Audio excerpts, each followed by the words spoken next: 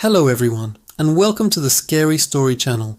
Today I've got a tale that will make you think twice before you take the stairs at night. It's about a man named Leo, who learned that some doors are best left unopened, and some staircases are best left unexplored. Leo had just moved into an old sprawling house on the edge of town.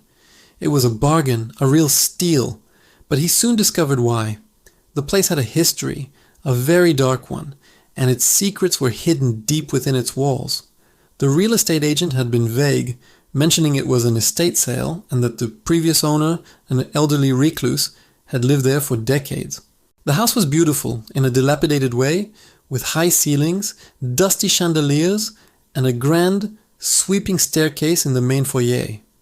But there was another staircase, a much smaller, much darker one, tucked away behind a narrow door in the kitchen.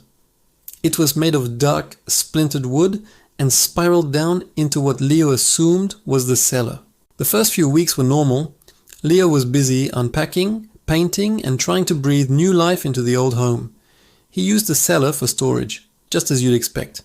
He'd flick on the single bare bulb at the top of the stairs, hurry down, grab what he needed from the damp, musty space and hurry back up, always feeling a little uneasy. The air down there was cold, unnaturally so, and there was a strange lingering smell he couldn't quite identify. Something like damp earth and old iron. He tried to ignore it. It's an old house, he told himself. Old houses have strange smells and cold spots. But the feeling of being watched whenever he went near that kitchen door started to grow. Sometimes, late at night, he thought he could hear faint noises coming from below, a soft scratching, a faint whisper, like wind whistling through a keyhole, but there were no windows down there. One evening, Leo was cooking dinner when he dropped a spoon. It clattered on the floor and rolled right under the cellar door. With a sigh, he opened the door to retrieve it. As he bent down, a gust of frigid air washed over him, far colder than usual. He grabbed the spoon and was about to close the door when he noticed something he hadn't seen before. Carved into the wooden frame of the doorway, almost hidden by shadows, were strange symbols. They weren't letters or numbers. They looked ancient, like something from a forgotten language, and below them, scratched frantically into the wood, was a single word: "Don't." A shiver ran down Leo's spine. He slammed the door shut and locked it, his heart pounding. Who would carve that? And why? He tried to brush it off as a prank by previous tenants, maybe some teenagers who'd snuck in. But the warning felt genuine, desperate. That night Leo couldn't sleep. The sounds from the cellar were louder. It wasn't just scratching anymore. It sounded like something was being dragged across the concrete floor. Heavy, slow, rhythmic. Thump, drag, thump, drag. He buried his head under his pillows, but the sound seemed to seep through them, vibrating up through the floorboards. The next day, exhausted and on edge, Leo decided he needed answers. He went to the local library and started digging into the town's history, specifically the history of his house. It took hours of poring over dusty old newspapers and records, but he finally found it, an article from 50 years ago. The headline read, "Local man vanishes, family baffled." The man was the previous owner of his house. The article said he had become increasingly withdrawn and paranoid in the months leading up to his disappearance. He had told his family he was hearing things, that something in the house was calling to him from below. He'd started boarding up windows and had changed the lock on the cellar door multiple times. Then one day he was just gone. The police searched the house from top to bottom. They found the cellar door unlocked, but the cellar itself was empty. They never found him. Leo felt a chill that had nothing to do with the library's air conditioning. The man in the article was describing exactly what he was experiencing. The calling, the paranoia, the focus on the cellar. He raced home, a new kind of fear gripping him. This wasn't just an old creaky house. Something was wrong, terribly wrong. When he got back, the house was silent. Too silent. The air was thick and heavy. He walked slowly to the kitchen. The cellar door was slightly ajar. Leo knew he had locked it. He distinctly remembered turning the key and hearing the click. He pushed the door open, his hand trembling. The single light bulb at the top of the stairs was out. The staircase descended into absolute blackness, and the smell was stronger now, overpowering. It was the scent of decay, but something else was mixed in, something cloyingly sweet, like wilted flowers. From the bottom of the stairs a voice whispered his name. Leo! It was a dry, raspy sound, barely human. It was the sound of dust and ages. It wasn't just in his ears. He felt it in his bones, a cold vibration that seemed to pull him forward. Every instinct screamed at him to run, to get out of the house and never look back.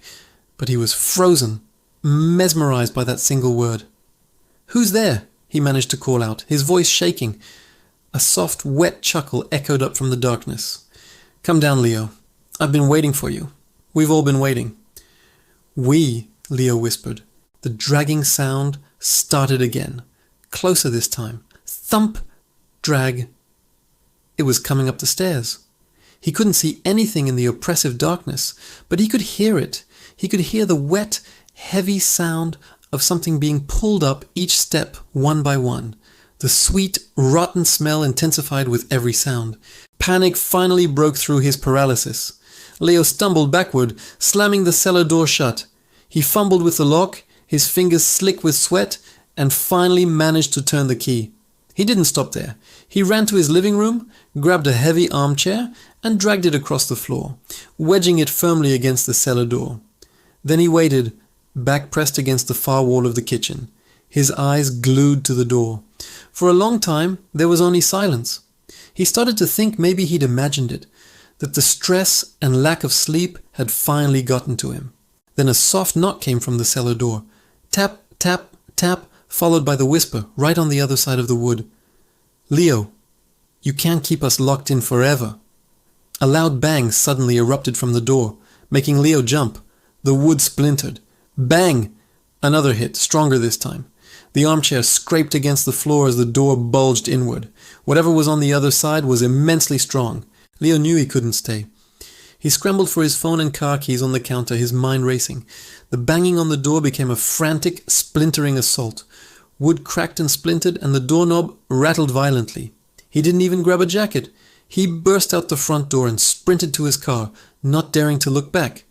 As he fumbled to start the engine, he glanced at the house. In the upstairs window, the one directly above the kitchen, he saw a shadow. A tall, thin figure standing perfectly still watching him. Leo slammed his foot on the accelerator and sped away, tires screeching on the pavement. He drove for hours, not knowing where he was going, just needing to put as much distance as possible between himself and that house. He never went back. He left everything behind. His clothes, his furniture, his life. He abandoned it all. Sometimes he still has nightmares. He dreams of that dark, spiraling staircase. In the dream, he's always at the top, and the voice is calling to him from the bottom.